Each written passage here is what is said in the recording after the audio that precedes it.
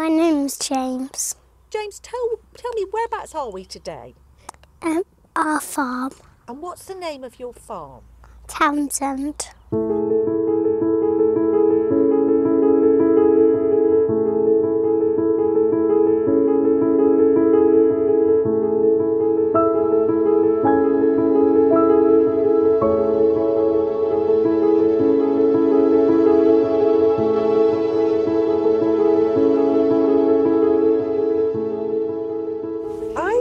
I'm right in saying that you have got some chickens.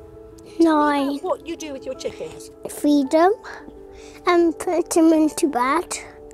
And this might be a funny bit. Yeah. Muck up them. You muck them out? Yeah. Yes, so get a bit smelly chickens. And what about the eggs? Tell me about the eggs. We sell them. Tell me about the pigs.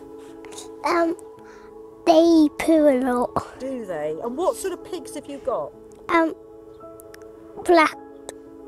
Are they Gloucester Old Spots? Yeah. Do you want to tell me a little bit about the Gloucester Old Spots? And the Gloucester Old Spots are very spotty. And one's called Donald. One's called Pepper and Georgina. So my name is Katie Harris and I live here with my son James. So my name is Robert Harris and we're here in Alton on my family farm, which is 120 acres thereabouts, and we've got all cattle, so all beef. So when we grew up on farm, it was just a small family farm. Granddad retired, Dad carried on, and then yeah, just progressed to where we are now, really. I was born on the farm. I'm 4th generation. I've done it all my life, I suppose, and father died when I was 40 something, and I've done it ever since. So I grew up on a arable and sheep farm, literally just over the bank behind me, with my brother and my dad and my mum. And it was brilliant. I loved growing up on a farm. I think looking back, the opportunities we had were absolutely fantastic. We spent all our time outside, spent all our time trying to follow Dad in the tractor. And it was brilliant, yeah, brilliant. I really hope that I can give that back to my children. George and Sophia, my niece and nephew, live literally over the bank, and it's great. The kids get to spend a lot of time together, especially at combining, when we take a picnic to the field and watch the combine and see Dad and my brother and Rob baling. It's lovely, and it's lovely that they get to play together and grow up together, and they share the same interests, which is really good. Massively important to me that they have this chance at life. I think it's very unique. We are incredibly lucky to have it.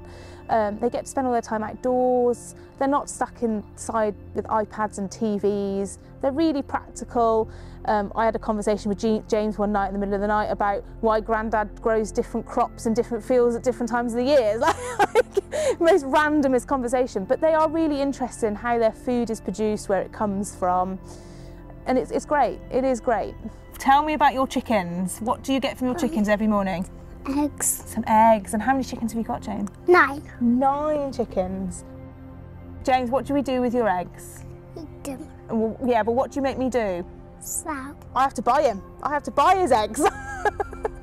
So we decided the march and what's happening in the government at the moment is really important for the kids to try and understand to a basic level. It is their future if they want it. So we decided that we would take James and Florence with us to the march. We went on the march because we were trying to change the government's mind about farming, and a few people there wanted to be a farmer when they grow up, and the government, I think, is changing some of their minds, but they don't want to change their mind.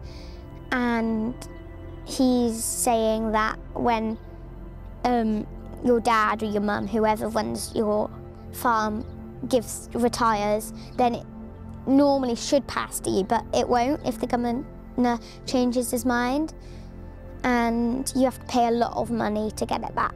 I think It was really important to show how many people wanted to be a farmer when they grow up and how many people want to change the government's mind. So when we went on the march, we had this photo taken. I didn't know we were going to be on the newspaper or the Farmers Weekly or getting interviewed, any of it. And the next day it was in the shops. My dad woke up early and went and bought some. And then we went into a newspaper and we had to get interviewed again to get into a newspaper. And then we're here getting interviewed again. Well, I personally thought it was more important for my children to go and really see the impact, if they could see it with their own eyes, of why we were going. Because when we were going down, Florence, who's 9 now, she wasn't really too sure of why we were going down. As we were explaining to her the changes in Parliament and their ideas of what they wanted to do, that started to then really hit home to her of how important it was to go and show support, because if we didn't, there might be no future for them at all. The changes I can see now is everything has to be such a large scale to be viable to anything. The real small sort of farm has been eaten up by a lot of other places. So we're only small here, but we've got 650 cattle and we need numbers to make it viable. The children have had it drummed into them without being bullyish about it. They've got a very clear understanding of the circle of life, and you know, you need to have the animals for the muck and go back on the soil and build resilience that way, and they do have a very good understanding, I think, for their age. I feel education needs a massive shake-up on it. We've been very lucky, our local school, they come out for visits. We have playgroup out, they've come, nursery, the primary school have been out, and we've been into school and talked to them about it. And yeah, no, they love it, and every age wants to get involved. So my children are very aware of where food comes from and the production of food, because they've been incredibly lucky in the 9 and 4 years of being able to live on a farm, and I appreciate not every child can, but it'd be incredible that if agriculture or farming was taught as a topic from nursery right the way through to high school, because wherever you go in the world, you're going to need food from somewhere. I want to see farming really take off on the front foot now going forward. I think our whole agriculture needs a massive shake-up to stay viable, because we haven't got the subs like we used to have. Whether they were good or bad, you can argue that till the cows come home, but we need to be profitable, and the costs are just outweighing what we can ever earn. Something's got to change. We need to eat 3 times a day. I can't agree more with Rob, really. We have got to eat. And at the moment, the government seems to think that food just drops out of the sky, which is not going to do anybody any good. If we have a shortage abroad, well, we're not going to have the food in this country to feed even the country. So, no, it's a difficult situation at the moment. As Rob said, like, we need farming. Our hopes would be that they would take over the family farms, both family farms, because like we only live 1.5 miles apart. So it's be nice to see them take the farms over.